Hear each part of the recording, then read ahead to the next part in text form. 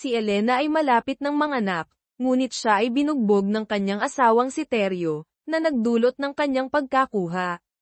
Ang kanyang biyenang babae, si Imelda, ay hindi rin mabait, sinasaktan niya si Elena sa tuwing may pagkakataon.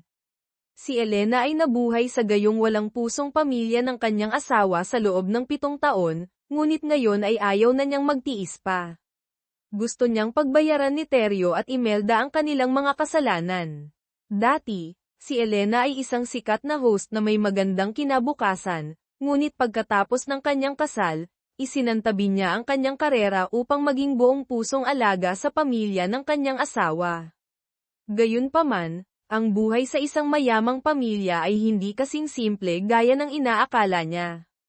Sa simula pa lamang, hinamak na ni Imelda si Elena dahil sa kanyang mahirap na pinagmulan. Naniniwala siyang si Elena ay naghahangad sa kayamanan ng kanilang pamilya kaya sinubukan nitong akitin ang kanyang anak. Sa makatuwid, palagi siyang naghahanap ng paraan upang pahirapan si Elena. Tuwing gabi bago matulog, kailangang maghanda si Elena ng isang tasang mainit na tsaa at personal itong ihatid sa kama ni Imelda, pagkatapos ay sabihin ang, "Good night po." Pagkatapos lamang nito matutulog ng mapayapa si Imelda. Ngunit hindi pa doon nagtatapos, bago matulog, sasabihin ni Imelda kay Elena ang almusal na gusto niyang kainin at hihilingin sa kanya na ihanda ito. Dahil pinili ni Elena na magpakasal sa isang mayaman, kinailangan niyang lunukin ang pait. Upang mabili ang hilaw na isda na gustong kainin ni Imelda, kailangang magtakda ng alarm si Elena ng 4:00 ng madaling araw. Gumising siya ng maaga para tumakbo sa palengke ng seafood sa ibang lungsod upang pumili ng pinakasariwang isda. Pagdating sa bahay, hindi niya pwedeng ipagawa sa mga katulong ang trabaho, kailangan niyang linisin ang isda ng mag-isa bago ito ihain sa mesa. Gayunpaman, ipinapalagay pa rin ni Imelda na ito ay natural lamang. Ang manugang na babae ay para utusan. Si Teryo ay mas malala pa. Kabaligtaran noong nililigawan pa siya, halos hindi na siya umuuwi sa bahay sa gabi. Kapag bihira siyang umuwi, lasing na lasing siya. Hindi lamang kailangang magpanggap si Elena na walang nangyayari, kailangan din niyang maghanda ng kanyang mga damit at kurbata at gisingin siya para pumasok sa trabaho.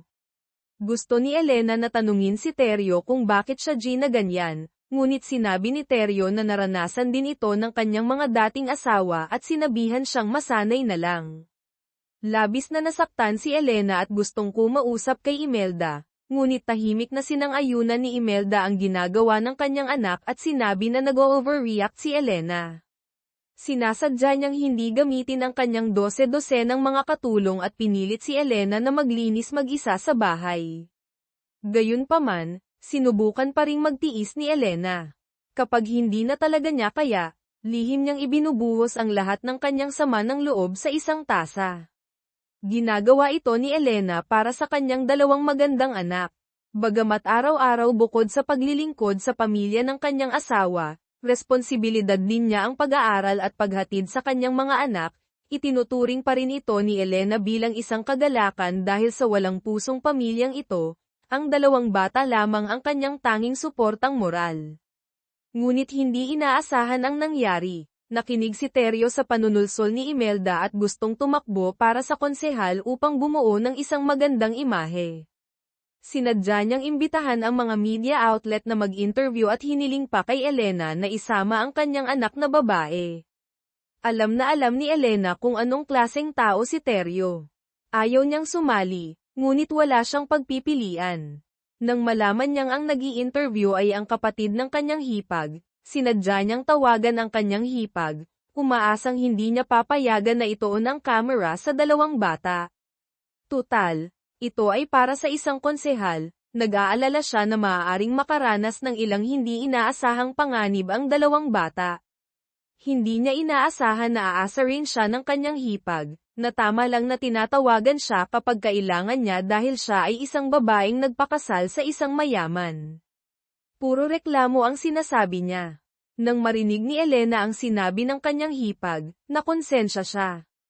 Napilitan siyang magdahilan na bibili siya ng pagkain upang lihim na umuwi sa bahay ng kanyang ina upang bisitahin siya.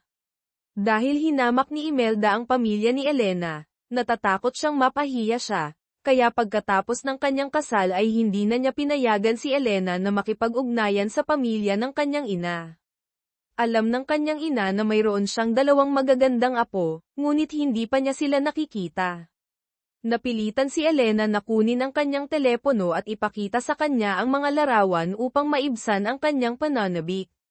Sa araw ng interview, bagamat nangako ang kanyang hipag na tutulong, para ipagmalaki ni Teryo sa mga reporter kung gaano niya kamahal ang kanyang pamilya, hindi niya ito pinag-usapan kay Elena at direktang ipinakita ang litrato ng bata sa harap ng media. Sa pagkakataong ito, galit na galit si Elena. Naalala niya ang lahat ng pagtitiis na dinanas niya sa loob ng 7 taon, lahat ito ay para protektahan ang kanyang 2 anak, ngunit sumobra si Teryo. Nagpasya siyang hindi na magtitiis pa. Habang nagpaplano si Elena para sa kanyang paghihiganti, dumating ang pagkakataon para makatakas siya sa sitwasyong ito. Hindi inaasahan, tinawagan siya ni Ramon para makipagkita ng pribado. Sinabi niya sa kanyang ipasa ang mga gawaing bahay, pagkatapos ay pumunta sa kumpanya upang gampanan ang tungkulin bilang CEO. Palaging nararamdaman ni Ramon na hindi simple ang kanyang manugang. Sa mga nakalipas na taon, nakita niya ang pagtitiis at sakripisyo ni Elena. Gustong tumakbo para sa konsehal ang kanyang babong anak. Para mas makasiguro, umaasa siya na makapagnegosyo at magtatag ng karera si Elena, at susuportahan niya ng husto ang kanyang anak. Hindi pwedeng palampasin ni Elena ang ganitong magandang pagkakataon. Hindi siya nag-isip at pumayag sa kahilingan ni Ramon. Inihanda niya ang bawat hakbang upang kunin ang kontrol sa kumpanya, at ibabalik ang lahat ng kahihiyan na dinanas niya sa mga nakalipas na taon kay Imelda at Teryo. Para ipakita ang pagpapahalaga kay Elena, hiniling pa ni Ramon sa lahat ng senior executive ng kumpanya na batiin si Elena sa kanyang pag-upo sa pwesto. Pagdating sa compensation package, sinabi ni Elena na gusto lang niya ng ilang shares ng kumpanya, dahil sa ganitong paraan lamang niya unti-unting makokontrol ang kumpanya at makukumpleto ang kanyang plano sa paghihiganti. Nang marinig ni Ramon ang sinabi ni Elena, hindi siya nagalit. Sa halip ay tuwang-tuwa pa siya. Hindi niya inaasahan na ganito kalaki ang ambisyon ng kanyang manugang. Hinahangaan niya ang tapang at kakayahan ni Elena. Ngunit para subukan ang kanyang tunay na kakayahan, nagpasya si Ramon na pamahalaan muna niya ang isang hotel. Kung makakamit ni Elena ang tagumpay, hindi magiging problema ang mga shares o anumang bagay. Sa wakas, pumasok si Elena sa kanyang sariling opisina. Hanggang sa sandaling ito, naramdaman niya na ang buhay impyerno na tiniis niya sa loob ng 7 taon ay natapos na. Samantala, hindi pa rin alam ni Imelda na lihim na itinaas ni Ramon si Elena. Mayabang pa rin siya at agresibo kapag nasa labas. Nagkataon na nakita niya ang kanyang dating manugang, at nang hindi siya nito binati, agad siyang hindi natuwa. Pinagalitan niya ang kanyang dating manugang sa pagiging walang galang, sa paniniwalang kahit nahiwalay na sila, dating manugang pa rin siya, at kailangan niya siyang batiin kapag nagkita sila, dahil ito ang patakaran ng pamilya. Ngunit hindi siya pinansin ng kanyang dating manugang at pinagsabihan pa siyang nagiging senile na at umalis. Galit na galit si Imelda. Balak niya sanang umuwi para ibunton ang kanyang galit kay Elena. Ngunit nalaman niya na itinaas siya ni Ramon bilang CEO ng kumpanya. Agad na hinanap ni Imelda ang kanyang asawa para makipagtalo kung bakit itinaas si Elena, at gusto pa niya itong saktan. Galit na gumanti si Ramon sa kanya, hindi niya na matiis ang baliw na babaeng ito. Pagkatapos saktan ni Ramon, naghanap na naman siya ng paraan para guluhin ang kanyang anak. Sinabi niya na si Elena ay isang manugang na dapat nasa bahay nagtatrabaho sa bahay at nag-aalaga sa mga bata, at ngayon ay may lakas ng loob siyang magtrabaho sa kumpanya nang hindi nagpapalam sa kanya. Ngunit nakalimutan ni Imelda ang isang bagay, si Ramon ang nasa likod ni Elena. Paano niya hahayaang magwala ang baliw na babaeng ito? Sinabi niya na siya ang may-ari ng pamilyang ito, at kapag nagpasya na siyang papasukin si Elena sa kumpanya, walang makakapagpabago nito. Sa suporta ni Ramon, Bagamat galit na galit si Imelda, wala siyang magawa kay Elena. Ngunit hindi alam ni Imelda na ang paghihiganti ni Elena ay nagsisimula pa lamang. Pagkatapos ng araw na ito, ibabalik niya ang lahat ng kahihiyan na dinanas niya sa loob ng 7 taon. Sa pamamagitan ng 7 taon ng pagtitiis, naiintindihan ni Elena na ang pinakagusto ni Imelda ay mawalan ng mukha sa harap ng mga social era. Dahil pwedeng parusahan si Imelda, natural na hindi siya aayaw. Kaya, ipinagbawal niya kay Imelda na bigyan ang kanyang mga kaibigan ng mga VIP card ng hotel. Galit na galit si Imelda at sinabi kay Elena na huwag na lang magbigay kung hindi siya makapagbibigay. Dahil dito, nawalan siya ng mukha at muntik na siyang maging balisa. Ngunit appetizer pa lamang ito. Pagkatapos, pinuntirya naman ni Elena ang mga konfidante ni Imelda. Hindi siya nagsalita ng maraming walang kwentang salita, at direktang hiniling kay Chin na maging especially iya niya. Ngunit ang Chin na ito na may suporta ni Imelda ay hindi talaga pinapansin si Elena, at tumanggi pa sa kanyang kahilingan. Kalmado lang si Elena, lahat ay nasa loob ng kanyang inaasahan. Direktang naglabas siya ng isang set ng mga dokumento sa loob na naglalaman ng ebidensya na si Chin at ang kanyang boyfriend ay nagnanakaw ng mga ari-arian ng kumpanya. Kung hindi siya papayag, ilalathala niya ang mga ebidensyang ito. Sa harap ng banta ni Elena, napilitan si Chin na lumipat ng kampo at naging especially iya na isinaayos ni Elena sa tabi ni Imelda. Pagkatapos gawin ang lahat ng ito, pakiramdam pa rin ni Elena na hindi pa sapat. Pagkatapos, ipapabayad niya kay Imelda ang lahat ng kanyang gastusin sa hotel, dahil umaabot sa 10 bilyon ang ginagastos niya sa hotel bawat taon, kaya hindi magkakaroon ng kita ang hotel. Galit na galit si Imelda. Gusto niyang gamitin ang hotel ng kanyang pamilya kahit paano niya gusto. Naglakas loob ba si Elena na utusan siya? Hiniya pa niya siya sa pagiging isang probinsya nang hindi nakakaintindi sa marangyang pamumuhay ng mga mayayaman. Ngunit habang pinagsasabihan niya si Elena, nagsalita si Ramon. Itinaas niya ang kanyang 2 kamay para suportahan ang ginawa ni Elena, at lalo niyang hinangaan ang pagiging desidido ng kanyang manugang. Pagtingin sa kanyang asawa sa kanyang tabi, naisip niya na pareho silang mga babae, bakit ang laki ng agwat sa kanilang dalawa? Sa harap ng matigas na paninindigan ni Ramon, kinailangan ni Imelda na lunukin ang kanyang galit, hindi na siya kasing mayabang gaya ng dati, natatakot siyang masaktan na naman. Ang hindi inaasahan ni Elena ay kahit nasa labas ay pumayag si Chin na maging especially iya niya, sa likod ay sinabi niya ang lahat kay Imelda. Alam ni Elena ito pero hindi siya natakot. Alam na ni Imelda ang lahat at gusto niya ito, dahil nakikipaglaban siya sa kanya. Pagkatapos, sinamantala ni Elena ang kapangyarihan sa kanyang kamay at inilipat si Chin sa isang malayong sangay. Galit na galit si Imelda nang malaman ito. Ang mahirap na manugang na dati niyang inaapi ay naglakas loob na siyang maliitin. Kailangan niyang ipakita kay Elena kung sino siya. Sa malakas na suporta ni Ramon, naitalaga si Elena bilang direktor ng kumpanya. Sa kanyang unang araw sa opisina, direkta niyang tinanggal ang mga unang, matatanda, ng kumpanya. Agad na nagsumbong si Imelda sa kanyang asawa nang malaman niya ito.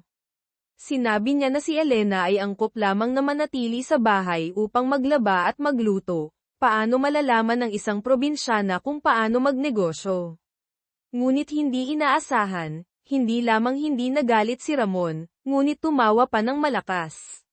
Sumang-ayon siya sa ginawa ni Elena. Ang hotel na iyon ay palaging lugi sa loob ng 5 taon. Ang pangunahing dahilan ay ang mga matatandang ito ay umuupo lamang at tumatanggap ng sahod. Palaging iniisip kung paano kikita. Hindi siya naglakas loob na gawin ito noon, ngunit ginawa na ito ni Elena ngayon. Lalo pang naisip ni Ramon na ang kanyang manugang ay isang henyo sa negosyo.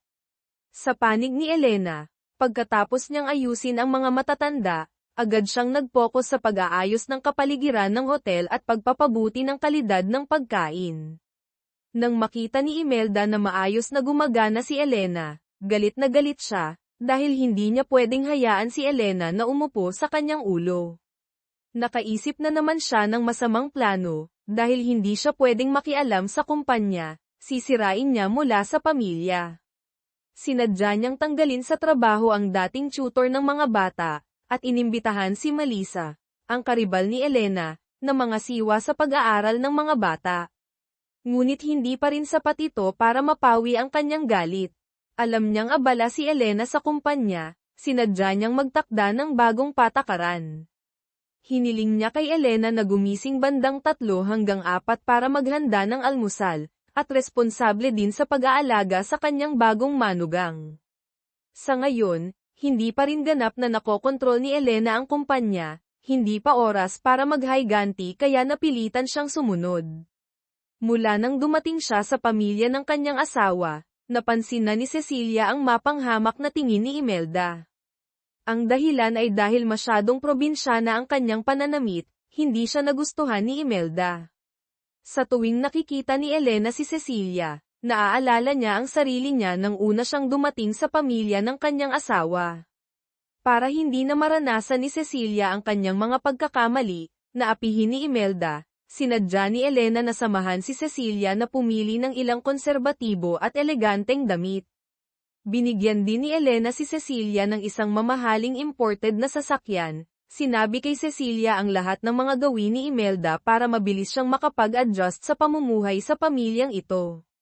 Ngunit nagkamali pa rin si Cecilia, dahil lamang sa hindi maayos ang kanyang pananamit noong nag-almusal siya, pinagalitan siya ni Imelda. Nang malaman ito ni Elena, nagmamadali siyang bumili ng damit na angkop kay Cecilia para isuot kapag nag-aalmusal. Magkasama silang nagtutulungan, magkasamang humaharap kay Imelda. Ngunit mas sumosobra pa si Imelda kaysa doon. Para paalisin si Elena, sinadya niyang hayaan si Melissa na magpalipas ng gabi sa bahay. Si Teryo naman ay naglalakad-lakad sa buong bahay na nakasuot ng damit pantulog. Hindi rin nagpigil si Melissa. Nagkataon na nakita sila ni Elena pagka-uwi niya mula sa trabaho, at nagmamadaling tumakas si Melissa. Lumalabas na ang lahat ng ito ay pinlano ni Imelda. Gusto niyang gamitin ang paraang ito para pilitin si Elena na magbitiw sa trabaho, dahil pinaka nag-aalala si Elena sa kanyang 2 anak. Naiintindihan ni Elena na panibagong pakana na naman ito ni Imelda, direkta niyang pinaalis si Melissa. Tutal, karibal din naman siya ni Melissa, paano siya basta-basta papayag? Sa suporta ni Imelda, mas naging matigas pa si Melissa. Ang layunin ni Melissa ay agawin ang posisyon ni Elena. Sa panig ni Teryo, nang malaman niyang binigyan siya ng kanyang ama ng isang hotel, pagka-uwi niya sa bahay, humingi siya kay Elena ng maraming pera. Nang hindi sumang-ayon si Elena sa kanyang kahilingan, sinaktan niya siya. Ngunit sa huli, nagtiis pa rin si Elena dahil hindi pa dumarating ang oras para maghiganti. Sa mga nakalipas na taon, hindi rin siya nakaupo lamang, tahimik pa rin siyang nagpapalago ng mga relasyon na kapaki-pakinabang sa kanya. Ngayon ay pinamamahalaan na ni Ramon ang isang hotel, sa lalong madaling panahon ay tatapak niya si Imelda at Teryo sa ilalim ng kanyang mga paa. Hindi maintindihan ni Elena kung bakit nagagawa ni Teryo ang mga bagay na nakakahiya sa harap ng kanilang 2 anak na babae. Ngunit naniniwala si Teryo na wala siyang mali, tinitiis din ito ng kanyang mga dating asawa. Sinaktan pa siya ni Teryo, at kinailangan pa ring magpanggap ni Elena na walang nangyari, at makipagsabuatan sa kanya sa harap ng media. Sa loob ng 7 taon na inaapi ni Teryo at Imelda, sa wakas ay natagpuan din ni Elena ang kahinaan nila. Nang araw na iyon, ipinapakita ni Melissa ang pintura kay Imelda nang hindi sinasadya silang makita ni Elena. Sobrang tense ang reaksyon ni Imelda at Teryo kaya agad na naghinala si Elena.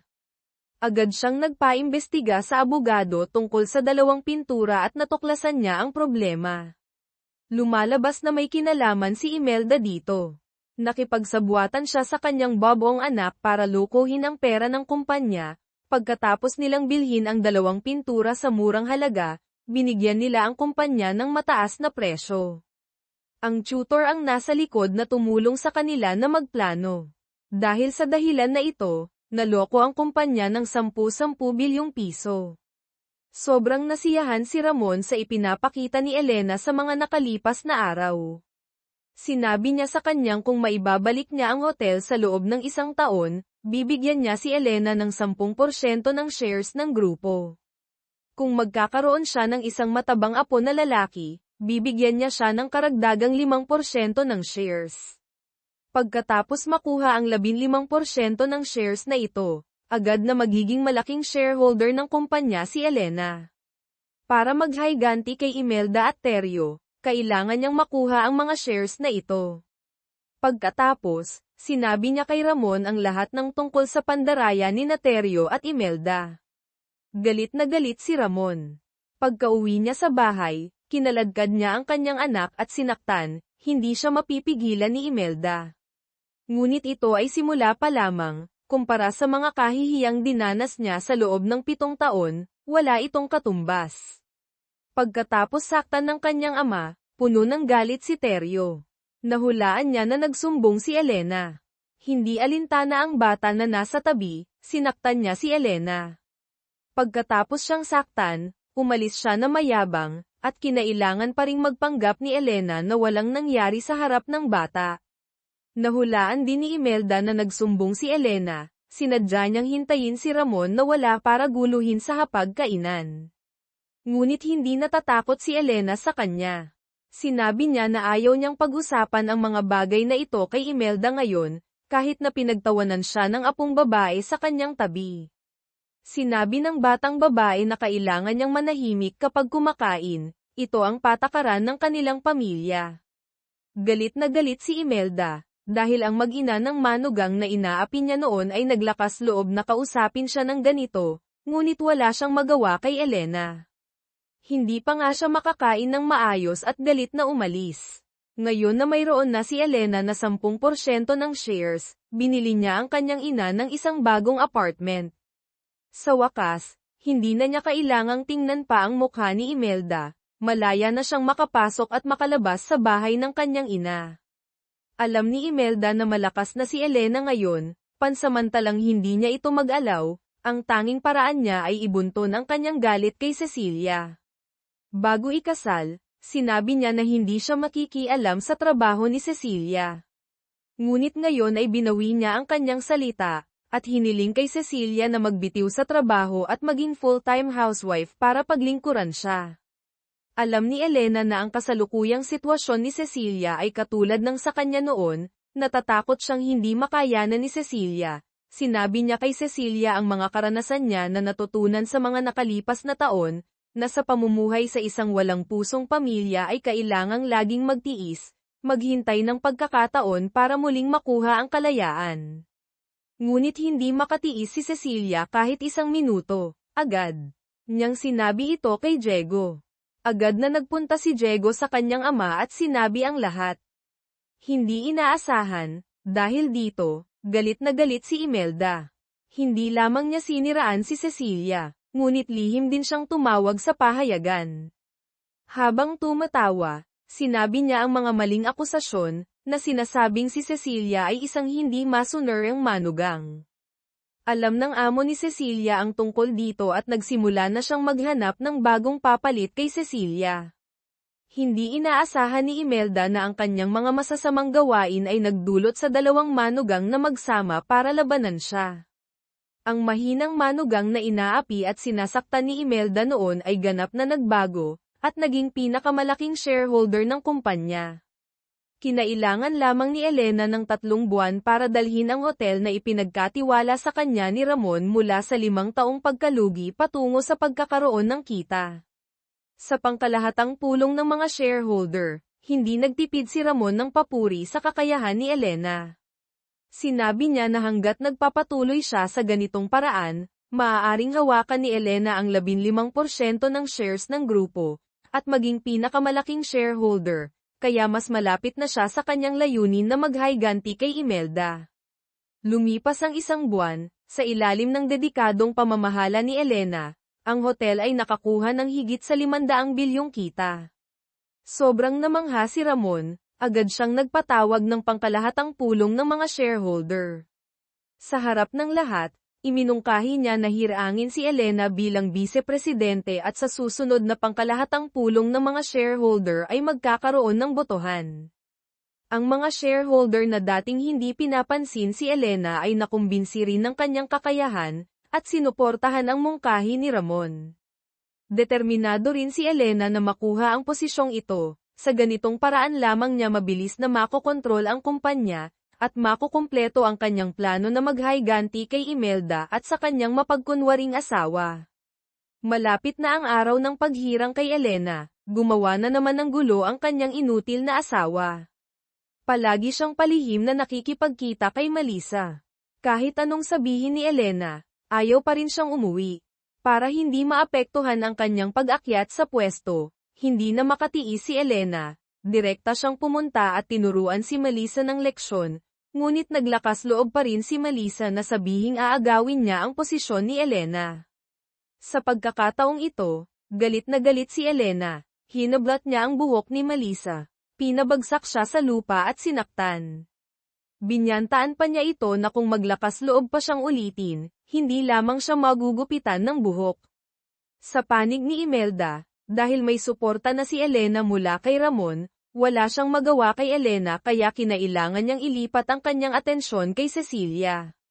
Pinilit niya siyang magbitiw sa trabaho na gustong-gusto niya sa loob ng maraming taon, para umuwi at maging full-time housewife na paglingkuran siya. Naisip niya na sa ganitong paraan ay makokontrol niya si Cecilia. Ngunit hindi niya inaasahan na direktang hirangin ni Ramon si Cecilia sa kumpanya bilang head ng department. Kailangan lamang niyang magtrabaho ng 2 araw sa isang linggo ngunit ang kanyang sahod ay 10 beses ang dating sahod. Pagkatapos malaman ni Imelda, naghanap na naman siya ng dahilan para pahirapan si Cecilia, pinilit niya siyang mag-aral ng iba't ibang klaseng walang kwenta, ang layunin niya ay gustong gawing alila si Cecilia. Dahil sa inuutusan siya ni Imelda araw-araw, ang buhay niya ay parang isang marionette na nagdulot ng labis na pagkapagod sa kanyang isip, na maaaring magdulot ng permanenteng pagkabaog. Hindi matiis ni Diego na makita ang kanyang bagong asawa na pinahihirapan ng kanyang ina, kaya iminungkahi niya na mag-aral sa ibang bansa at gustong isama si Cecilia. Hindi pumayag si Imelda dahil kung aalis si Cecilia, walang maglilingkod sa kanya. Hindi inaasahan, masayang pumayag si Ramon. Totoo ngang ang kasal ang libingan ng pag-ibig, hanggang sa pagkakataong ito, naramdaman ni Cecilia na parang isinilang siyang muli. Ngunit ang sakuna ay palaging dumarating ng hindi inaasahan. Dahil nakipagsabuatan ang inutil na asawa ni Elena kay Melissa gamit ang matatamis na salita para lokohin, lihim na ng alap ng maraming ilegal na pera para tumakbo para sa konsehal. Ang bagay na ito ay iniimbestigahan ng mga awtoridad na nagdulot ng pagkaantala ng promosyon ni Elena. Kahit si Cecilia ay kinailangang ipagpaliban ang kanyang planong mag-aral sa ibang bansa dahil sa bagay na ito, dahil si Diego ay isang taga-usig, bago malutas ang usapin ng kanyang kapatid, maaari lamang niyang ipagpaliban ang kanyang planong mag-aral sa ibang bansa. Sa panig ni Elena, bigla siyang nakatanggap ng mga litrato nila ng kanyang dating kasintahan na nagpapakita ng pagmamahalan. Naghiwalay na sila 8 taon na ang nakalipas. Dati, hindi niya pinapansin ang mga bagay na ito, ngunit sa kasalukuyan ay isang mahalagang oras para umakyat siya sa pwesto bilang vice-presidente. Hindi papayag si Elena na lumabas ang anumang bagay na makakasama sa kanya. Naisip niya na malamang na ginawa ito ng kanyang dating kasintahan, ngunit hindi alam ni Elena na ang gumagamit ng mga litrato para takutin siya ay si Melissa. Lumalabas na si Melissa ay kapatid ng dating kasintahan, gustong maghiganti ni Melissa kay Elena dahil iniwan niya ang kanyang kapatid kaya naghanap siya ng paraan para pahirapan si Elena. Huli na ang lahat nang malaman ni Elena ang katotohanan, naipost na ni Melissa ang mga litrato sa internet, na sinasabing nakikipag-ugnayan pa rin si Elena sa kanyang dating kasintahan. Agad na naging mainit na paksa ang bagay na ito. Pagkatapos makita ito ni Ramon, galit na galit siya. Palagi niyang itinuturing si Elena bilang tagapagmana, hindi niya inaasahan na mangyayari ang ganitong bagay.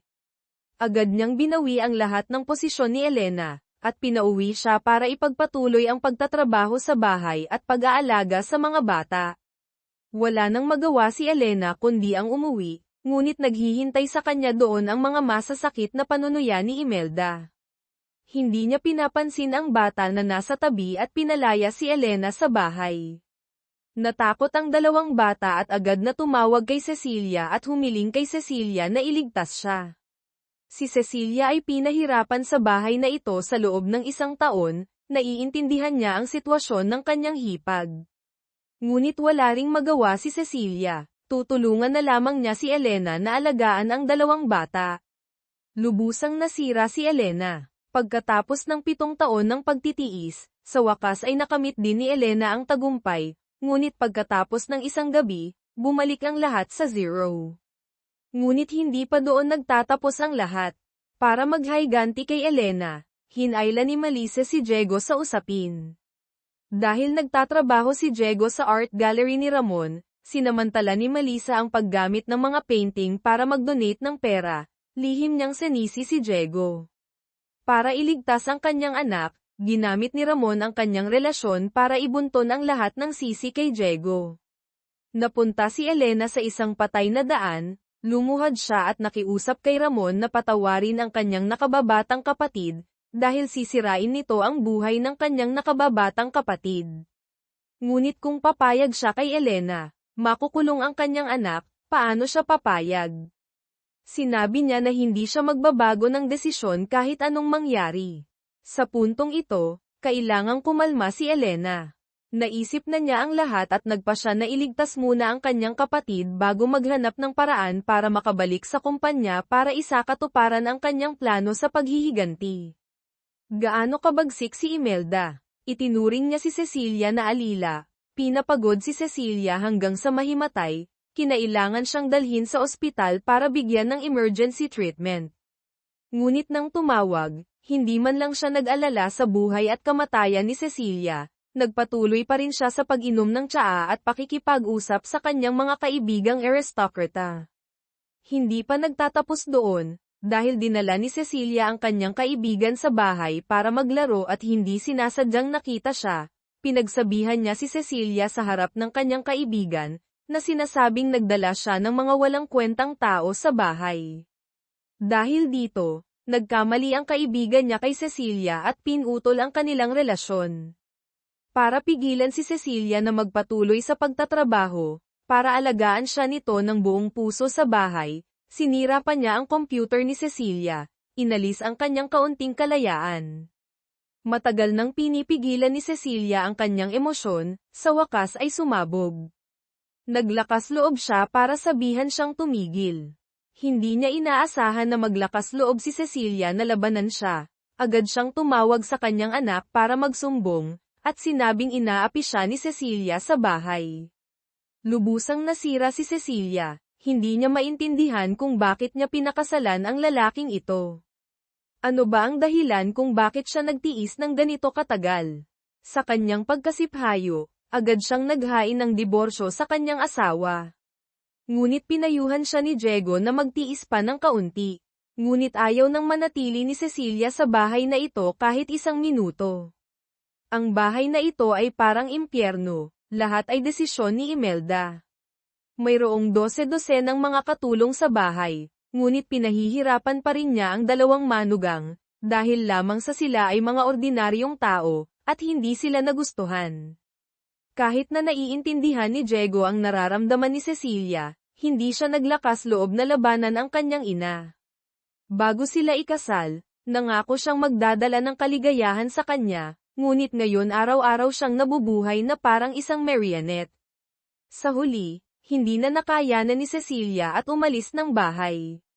Ngunit wala siyang mapuntahan, isang kapatid na babae na lang ang natitira sa kanyang pamilya. Ayaw niyang mag-alala ang kanyang nag-iisang kamag-anak para sa kanya, kaya kinailangan niyang lunukin ang lahat ng kanyang kahihiyan at bumalik sa bahay. Ginamit niya ang kamatayan para pilitin ang kanyang asawa na pumayag sa diborsyo. Ngunit determinado si Diego na hindi papayag. Sinabi niya na kung mamamatay siya, dapat silang mamatay na magkasama ni Cecilia at umaasang mapapatawad niya ang kanyang ina. Pagkatapos ma-hospital si Cecilia, doon lang napagtanto ni Diego kung gaano kalaki ang pinsala na ginawa ng kanyang ina sa kanyang asawa. Ngunit hindi inamin ni Imelda ang kanyang pagkakamali, sa halip ay sinisi pa si Cecilia sa hindi marunong magsaya sa kaligayahan, na wala siyang halaga sa labas ng kanilang pamilya. Direkta niyang pinagsabihan si Cecilia sa mismong kama niya sa ospital. Hindi na matiis ng kanyang kapatid na babae na nasa tabi niya. Maagang namatay ang mga magulang ni Cecilia, pinalaki siya ng kanyang kapatid mula pagkabata, at palaging minamahal siya na parang kayamanan, ngunit pinahihirapan siya sa bahay ng kanyang asawa. Sa kanyang galit, dinala ng kanyang kapatid si Cecilia pabalik sa bahay ng kanilang ina. Sa panig ni Elena, kahit na sinaktan siya ng husto ni Imelda, para iligtas ang kanyang kapatid, binalewala niya ang pagpigil ni Imelda, at umalis sa bahay at pinuntahan ang kanyang kapatid sa istasyon ng pulisya. Sinabihan niya ang kanyang kapatid na huwag magsalita kapag iniimbestigahan, manahimik lamang, at malapit na niyang mailigtas ang kanyang kapatid. Pagkatapos, sinimulan na ni Elena ang kanyang plano. Una, pinuntahan niya si Ramon at sinabing gusto niyang magdiborsyo. Sa totoo lang, pinahahalagahan ni Ramon ang kanyang manugang, kaya determinado siyang hindi pumayag sa diborsyo. Sa pamimilit ni Elena, gustong gamitin ni Ramon ang paraan ng pagbabalik ng kanyang posisyon para talikuran niya ang kanyang plano sa diborsyo. Ngunit ang lahat ay nasa plano ni Elena. Sa kasalukuyan, gustong-gusto niyang magdiborsyo. Wala nang magawa si Ramon kundi ang makipag-ugnayan kay Attorney De La Cruz para malaman ang tungkol sa kaso ng diborsyo. Ngunit labis na nagulat si Ramon nang magbitiw si Attorney De La Cruz mula noong araw na bawiin ang posisyon ni Elena, at naging malaking tulong pa siya kay Elena. Sa tulong ni Attorney De La Cruz, nakahanap sila ng isang nagretirong aktres. Ayon sa investigasyon ni Attorney De La Cruz, ang anak na babae ng aktres ay anak ni Teryo. Ito ang dahilan kung bakit sila pumunta dito. Nagpahayag si Elena na hanggat lalabas ang aktres para tulungan siyang manalo sa kanyang kaso ng diborsyo, tutulungan niya ang aktres na makabalik sa industriya. Hindi nakakagulat, direktang pumayag ang aktres. Ang susunod na kailangan nilang gawin ay makasakit sa pamilya ng kanyang asawa. Hindi pwedeng hayaan ni Elena na manatili doon ang kanyang dalawang anak na babae. Bumalik si Elena sa bahay para mag-impake ng kanyang mga gamit, at direktang dinala ang kanyang dalawang anak na babae palabas ng bahay. Hanggang sa gabi nalaman ni Ramon at Imelda na umalis na ang dalawang manugang sa bahay, lubusan silang naguluhan. Ngunit ito ay simula pa lamang, hindi nila naiintindihan kung gaano kabagsik ang manugang na ito. Tumingin si Ramon sa walang laman na hapagkainan, nakaramdam siya ng labis na kalungkutan. Sinisi niya ang lahat sa mga masasamang gawain ni Imelda, pinalayas niya ang dalawang mabait na manugang.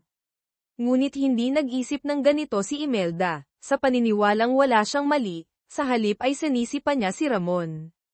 Kung hindi lamang siya hinayaan ni Ramon na pamahalaan ni Elena ang kumpanya, hindi maglalakas loob si Elena na maging ganito katigas ang ulo. Ang manugang ay dapat nasa bahay para utusan na gumawa ng mga gawaing bahay at alagaan ang mga bata, ito ang kanilang tungkulin. Ginawa ni Imelda ang sitwasyon na ganito. Lalo pang naisip ni Ramon na walang katuwiran si Imelda. Umalis na ang dalawang manugang, hindi makahanap si Imelda ng paraan para ibunton ang kanyang galit. Maaari niya lamang ibunton ang kanyang galit sa katulong.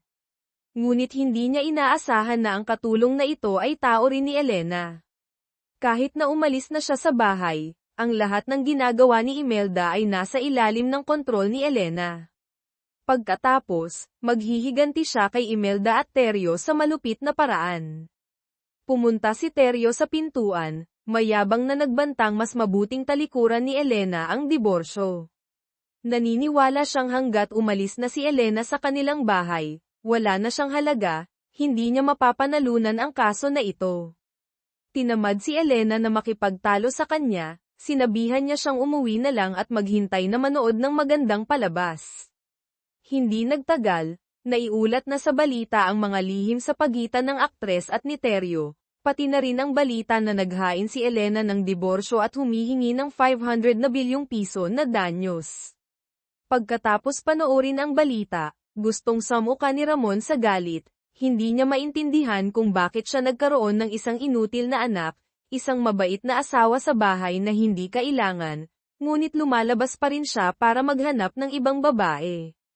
Kaya, kinausap na naman niya si Elena, na nagbantang talikuran niya ang diborsyo. Sa paningin ni Ramon, si Elena ay anak lamang ng isang mahirap na pamilya ngunit may swerte. Naisip niya na dahil ikinasal si Elena sa isang mayamang pamilya tulad nila, na nabubuhay sa mga araw na pinapangarap ng iba, dapat siyang magpasalamat sa kanilang pamilya, ngunit ngayon ay bumabelang si Elena para labanan ang pamilya ng kanyang asawa. Binalaan ni Ramon si Elena na kung hindi siya titigil, huwag siyang sisihin kung magiging malupit siya, sinabi pa niyang tatanggalin niya si Elena sa mundong ito. Sa huli, minamaliit pa rin niya ang kanyang manugang. Nagtiis si Elena ng 7 taon sa ilalim ng pagpapahirap ni na Imelda at Teryo. Ang hinihintay ni Elena ay ang sandaling ito, paano niya basta-basta susukwan ito. Direktang nagdeklara ng digmaan si Elena kay Ramon, tingnan kung sino ang mananalo sa huli. Lubusang naguluhan si Ramon, hindi niya inaasahan na magiging ganito katigas ang ulo ni Elena, hindi pa nga niya pinapakinggan ang kanyang mga salita.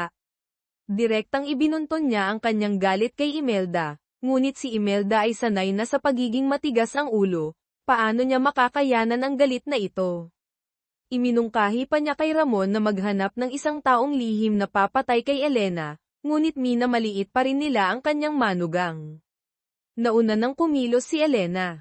Hiniling niya kay Attorney De La Cruz na hanapin ang kanyang kaibigang doktor, kumuha ng ilang dokumento, pagkatapos ay isinampa sa korte bilang ebidensya.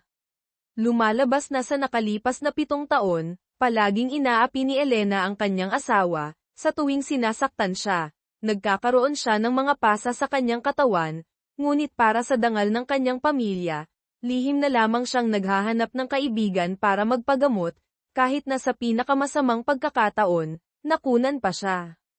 Buti na lang at matalinong babae si Elena, sa tuwing nagpapatulong siya sa kanyang kaibigan, pinapagawa niya ang kanyang kaibigan ng diagnostic report at kinukuhanan ng litrato ang kanyang mga sugat bilang ebidensya. Sa walang pusong buhay pampamilya na ito, matagal na niyang inaasahan na darating ang araw na kailangan niyang gamitin ang mga ebidensyang ito. Hindi nagtagal, ang mga ebidensyang ito ay nakarating din sa abogado ni Teryo. Nang makita ang makapal na tumpok ng ebidensya, ang mga ebidensya lamang ng pananakit ay mayroon ng mahigit 100 kopya, kahit gaano pa kaepektibo ang abogado, hindi siya naglakas loob na tanggapin ang kasong ito. Alam ni Teryo na tiyak na matatalo siya. Galit siyang pumasok sa bahay ni Elena, pinagsabihan siyang masamang babaeng nagpapanggap, sinabi niyang normal na nagpapakita siyang mahina, ngunit sa likod nito ay nangongolekta siya ng napakaraming ebidensya para suruan siya. Ayaw makipagtalo ni Elena sa kanya. Susuntukin sana siya ni Elena, ngunit sinuntok ni Elena si Teryo para matamba. Hindi na nagpanggap pa si Elena at direktang sinabi sa kanyang asawa, inapi siya sa loob ng 7 taon, hindi na siya papayag na mangyari pa ito muli. Hinanap ni Elena si Cecilia na umalis ng bahay. Ang dalawang babae na may parehong sitwasyon ay sa wakas nagpa siya na magtulungan para labanan ang pamilya ng kanilang asawa, ngunit walang kaalam-alam si Imelda tungkol dito, sa paniniwalang hindi na niya maapi si Elena, naisip na naman niya ang lahat ng paraan para pahirapan si Cecilia.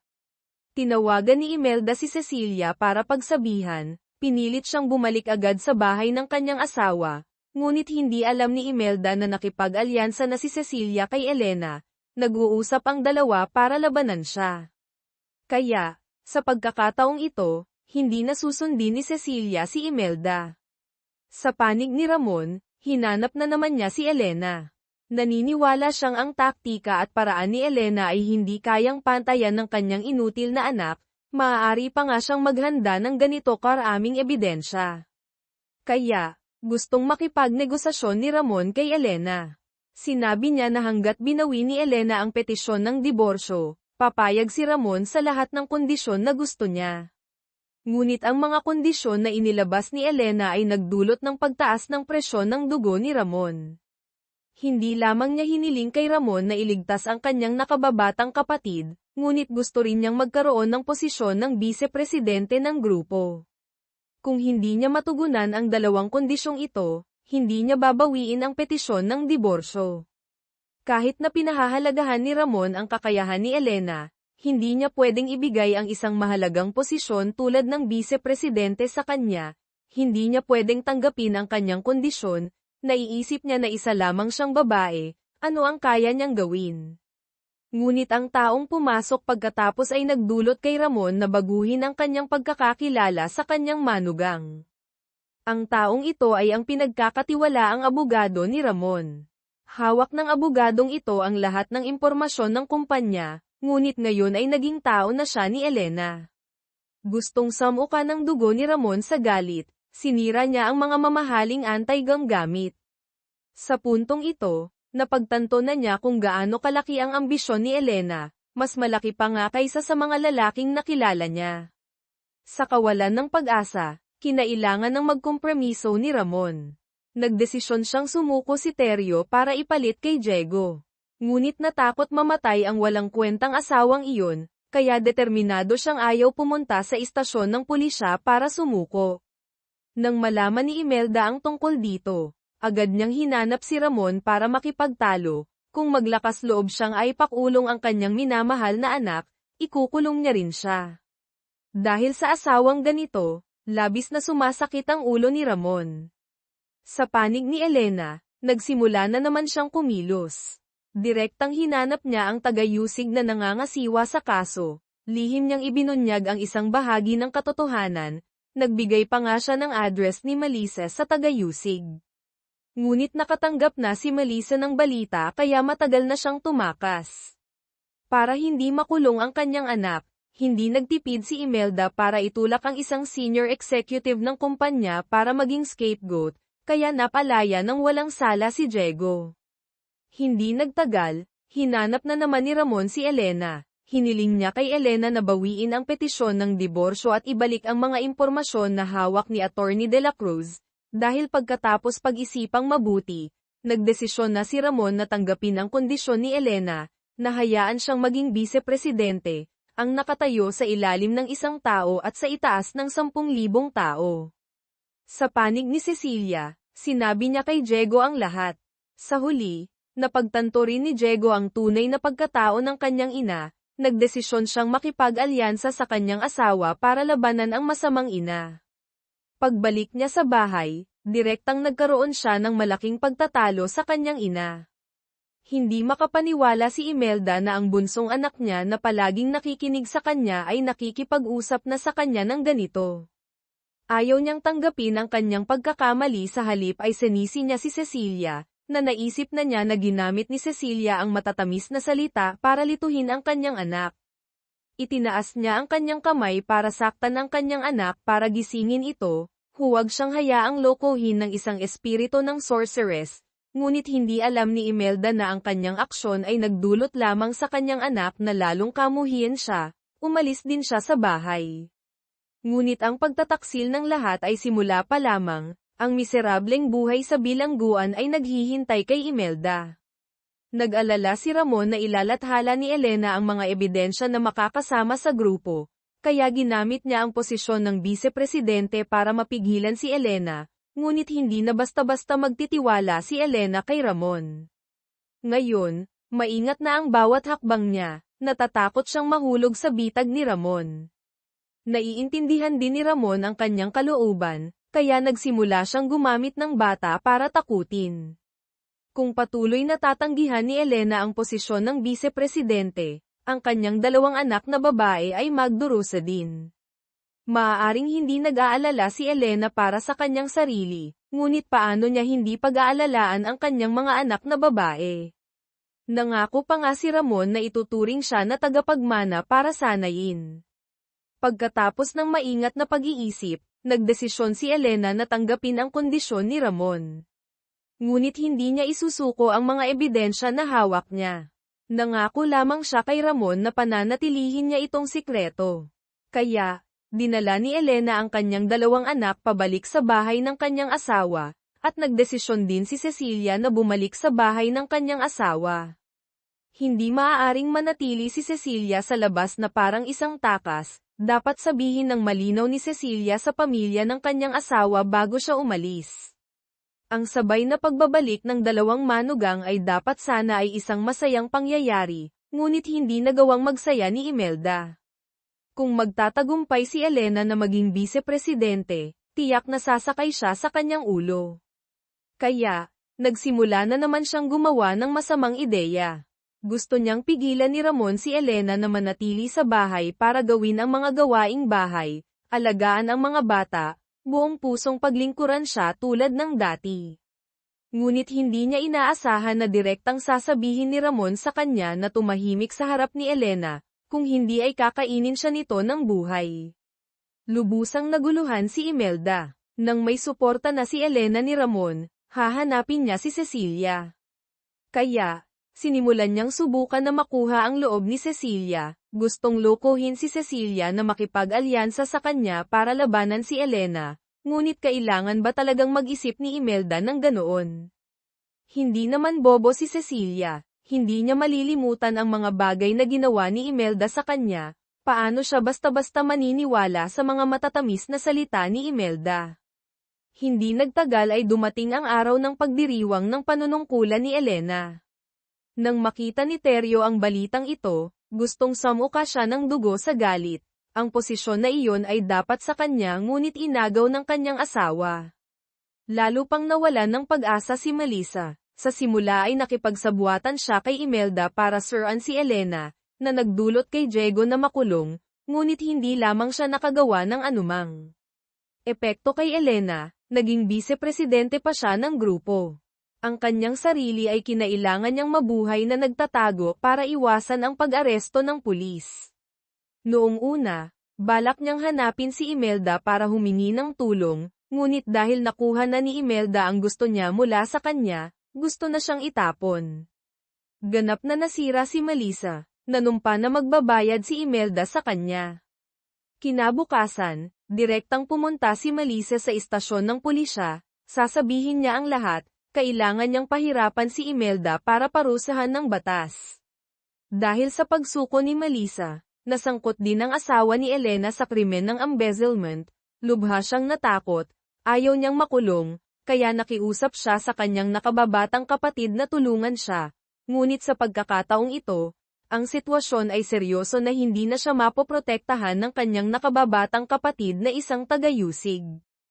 Ang lahat ay nangyayari ayon sa direksyon na kapaki-pakinabang kay Elena, ngunit ang tagayusig na dating tumulong kay Elena ay biglang naging mahirap, dahil nangako si Elena na ibibigay niya sa kanya ang ebidensya ng kumpanya, ngunit binawi ni Elena ang kanyang salita.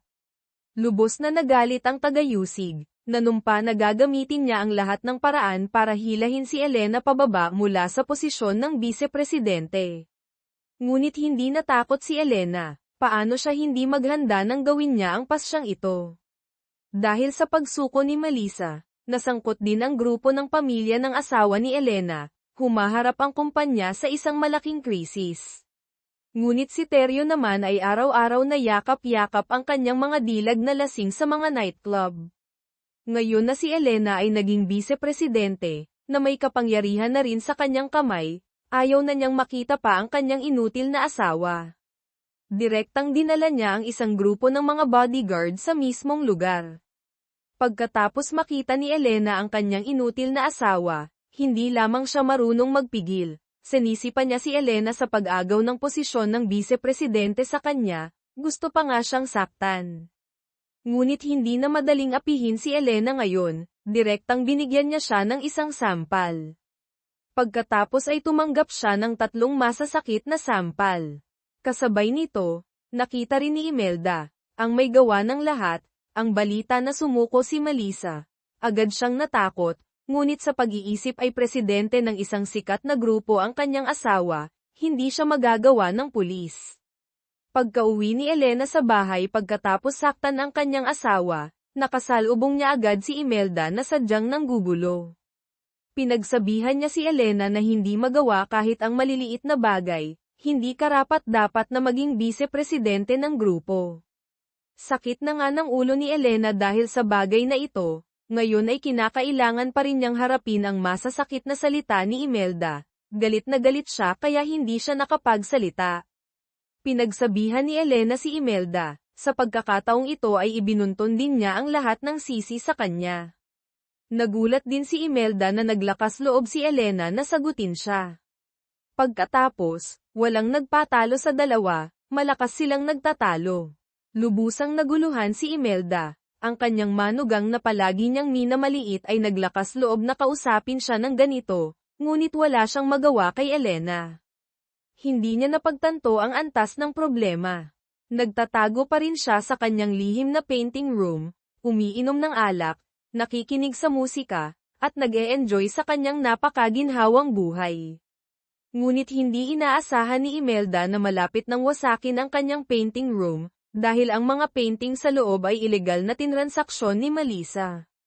Direktang sinabi ni Elena ang bagay na ito kay Ramon. Galit na galit si Ramon, agad siyang nagpadala ng mga tao para wasakin ang lihim na painting room ni Imelda. Sa panig ni Cecilia, simula nang bumalik siya sa bahay na ito, gabi-gabi siyang nanaginip na pinahihirapan siya ni Imelda, palaging tinitiis ang mga bangungot. Ayaw na talagang mamuhay ni Cecilia sa ganitong paraan. Nilapitan ni Cecilia ang buong bote ng sleeping pills at ibinuhos ang lahat sa kanyang bibig. Hindi nagtagal, umiral na ang gamot, nahulog si Cecilia sa gamot na dulot ng coma.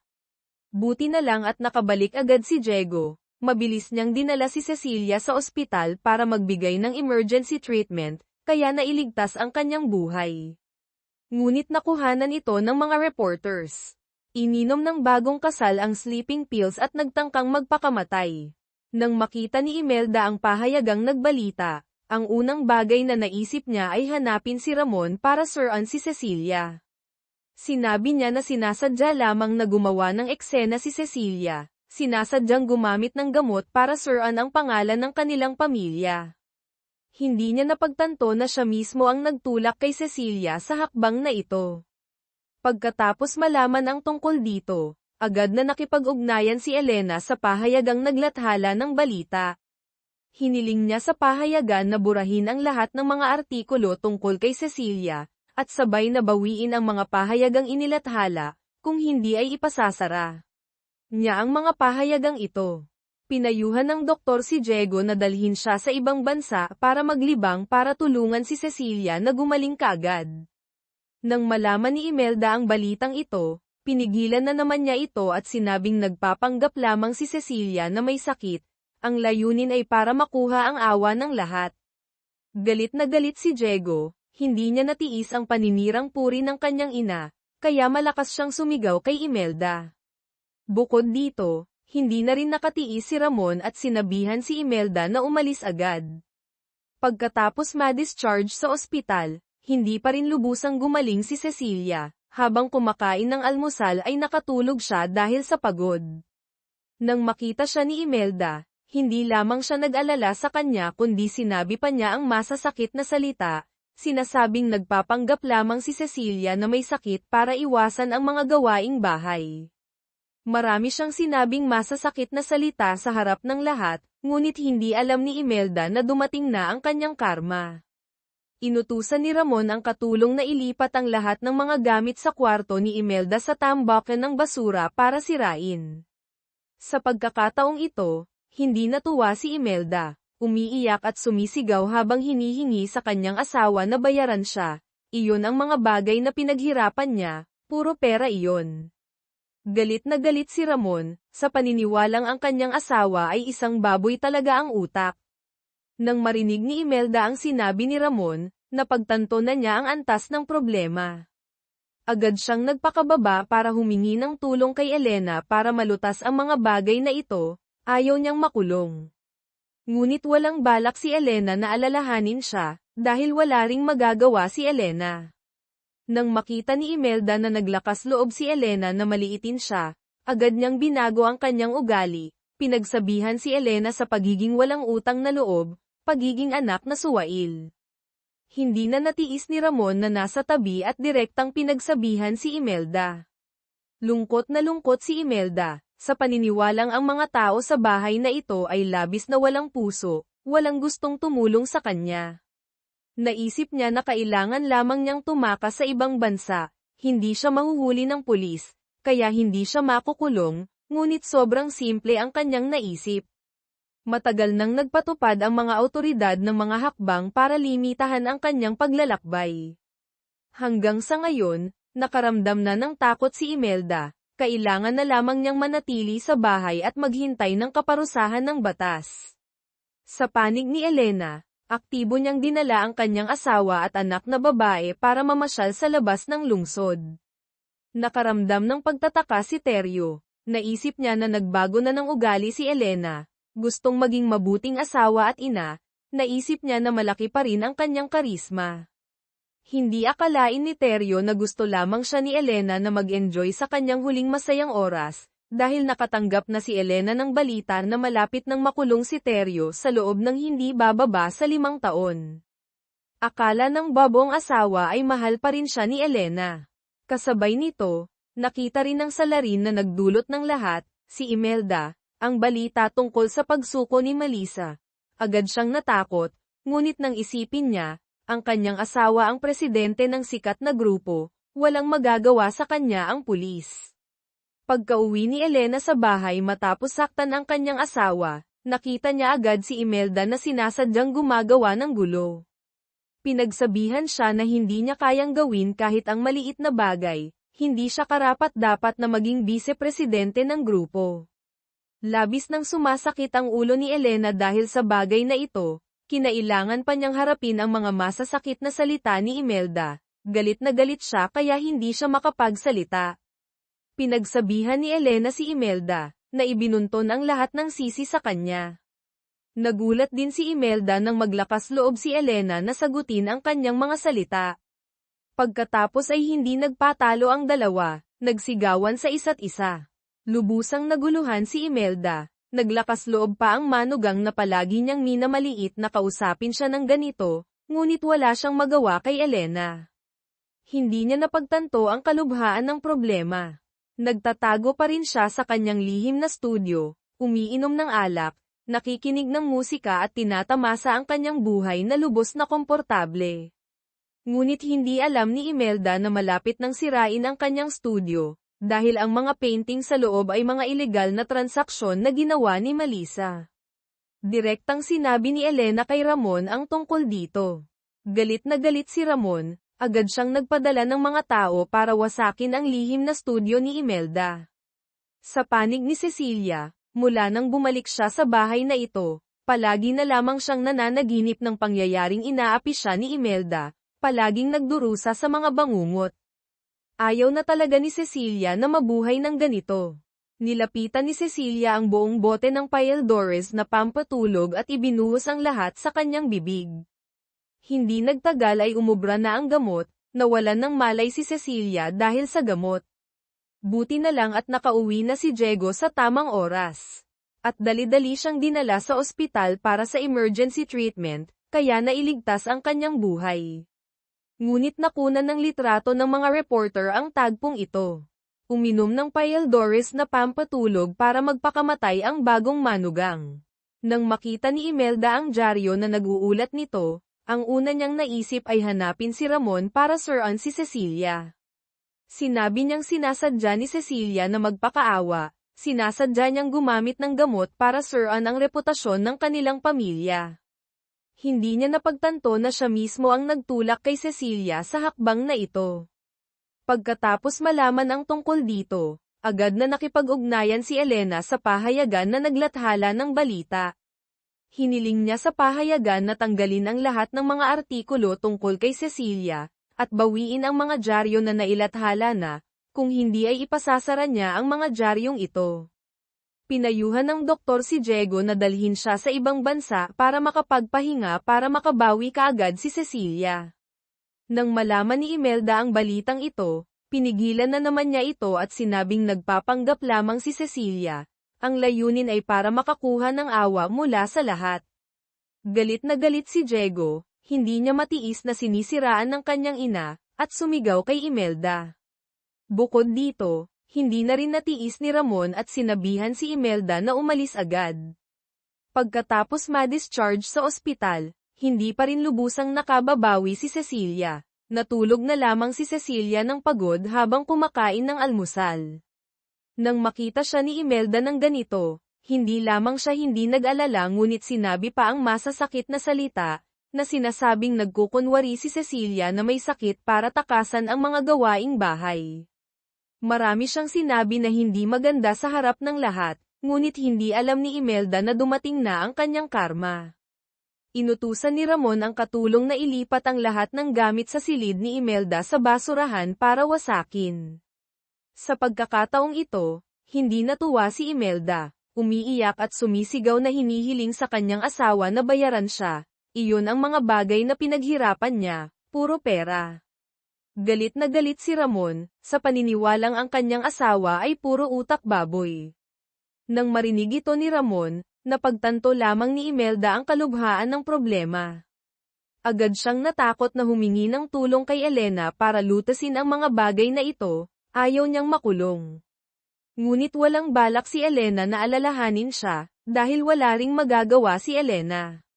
Nang makita ni Imelda na naglakas loob si Elena na maliitin siya, agad niyang binago ang kanyang ugali, pinagsabihan si Elena na isang walang utang na loob, isang hindi masunur ang anak. Hindi na natiis pa ni Ramon na nasa tabi at direktang pinagsabihan si Imelda. Labis na nalungkot si Imelda, sa paniniwalang ang mga tao sa bahay na ito ay sobrang walang puso, walang gustong tumulong sa kanya.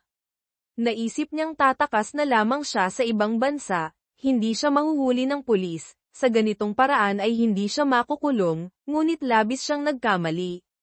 Matagal nang ipinatupad ng mga awtoridad ang mga hakbang sa paghihigpit sa pag-alis sa kanya. Hanggang ngayon, nakaramdam lamang ng takot si Imelda, maaari lamang siyang maging masunurin sa bahay at maghintay ng parusa ng batas. Sa panig ni Elena, aktibong dinala niya ang kanyang asawa at anak na babae para maglaro sa labas ng lungsod.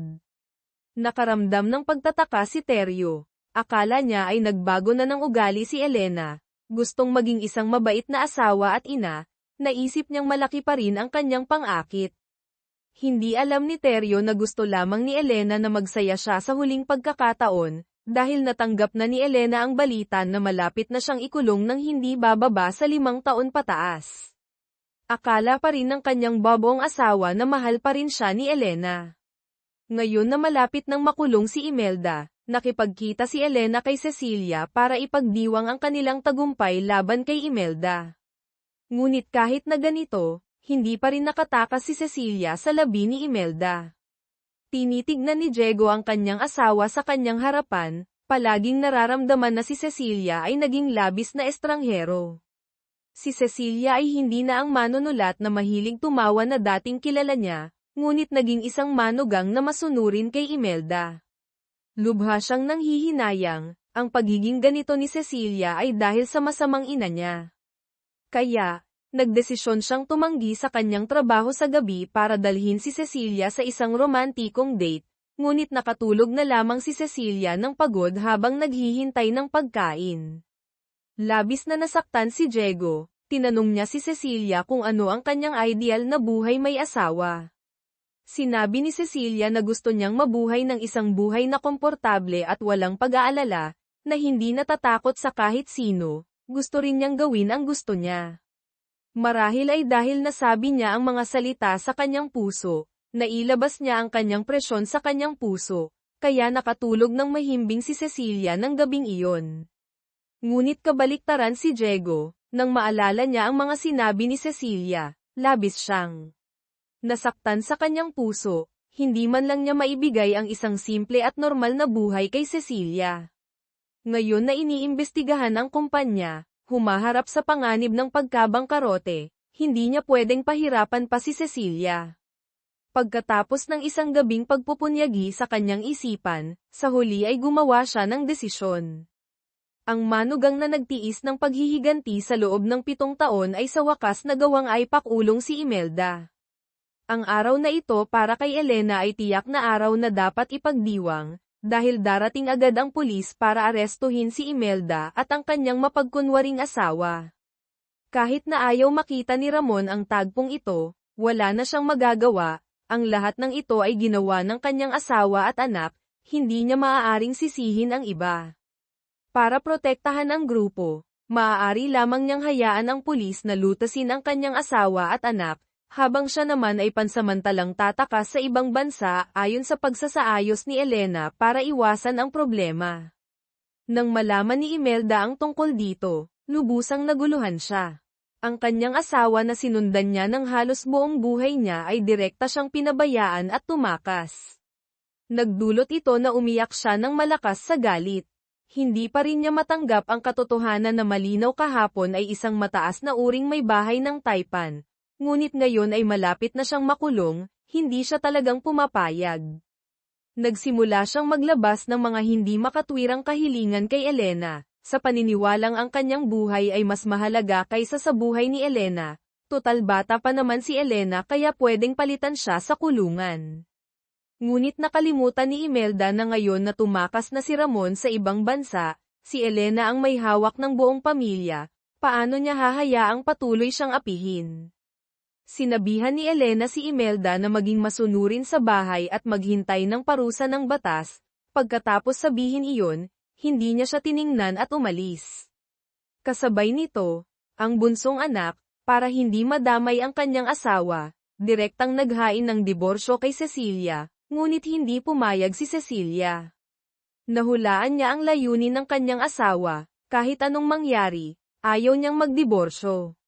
Gustong samahan ni Cecilia ang kanyang asawa para malampasan ang paghihirap at sakuna. Nang makita ni Diego na hindi siya iniiwan ng kanyang asawa, mas lalo siyang hindi mapakali, at nasabi niya ang mga masasakit na salita para paalisin si Cecilia, ngunit determinado si Cecilia na hindi siya layuan. Sa kawalan ng pag-asa, kinailangan lamang si Diego na dalhin siya pauwi sa kanyang mga magulang. Sa panig ni Elena, mabilis siyang nakipag-ugnayan sa kanyang nakababatang kapatid.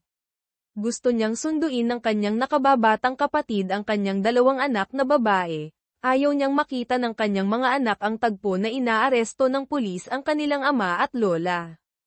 Tutal bata pa naman ang dalawang bata. Pagkatapos, nakipag-ugnayan naman siya sa taga-Yusig. Sinabihan ang taga-Yusig na hintayin niya na ihatid niya ang bata bago kumilos. Hindi nagtagal, inaresto ng pulis si Teryo. Lubha siyang natakot, at agad na inamin ang kanyang pagkakasala sa mismong lugar. Kabaliktaran naman si Imelda, sumisigaw siya ng malakas na siya ay inosente sa harap ng media, sumisigaw pa nga siya sa kontrol ng pulis, humiga sa basang lupa at gamulong. Naisip ba niya na sa paggawa nito, palalayain siya ng pulis? Pagkatapos ng lahat, bumalik si Elena sa bahay ng kanyang ina, niyakap niya ng mahigpit ang kanyang ina at umiyak ng malakas. Sa wakas, pagkatapos ng 7 taon ng pagtitiis, natapos na niya ang kanyang layunin na maghayganti.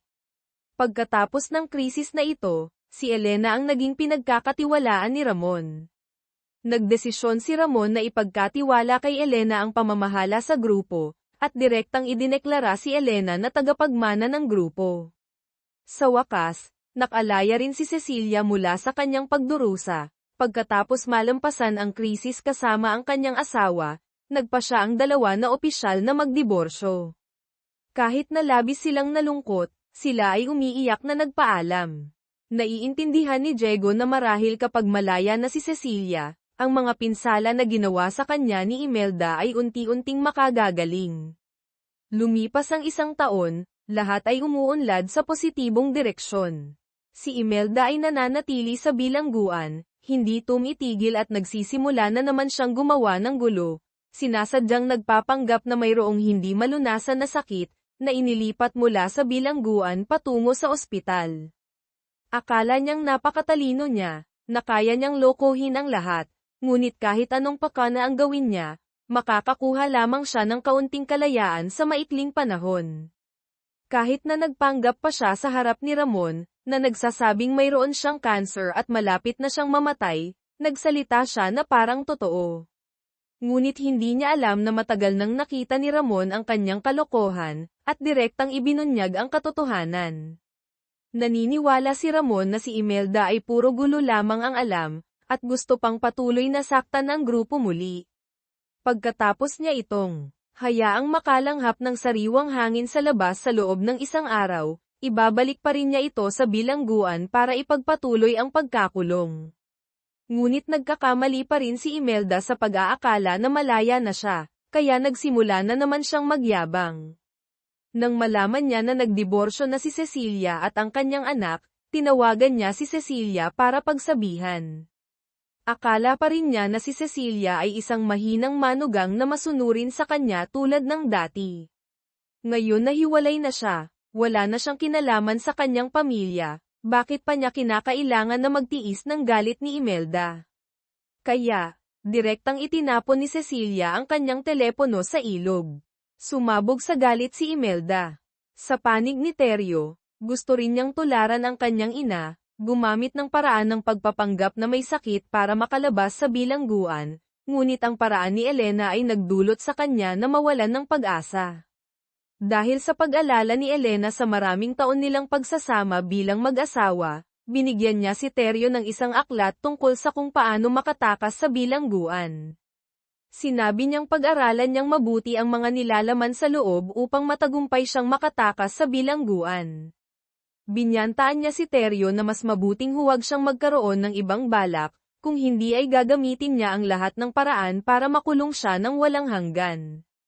Tiningnan ni Teryo ang aklat na iniwan ng kanyang asawa, naalala niya ang tagpo na araw-araw silang sinasaktan ni Elena ng kanyang ina, lubha siyang nagsisi, ngunit huli na para pagsisihan. Sa paglingon, nagpakita si Elena ng isang tagumpay ng ngiti, hindi tumingin at umalis sa bilangguan, para hanapin ang maligayang buhay na inaasam niya.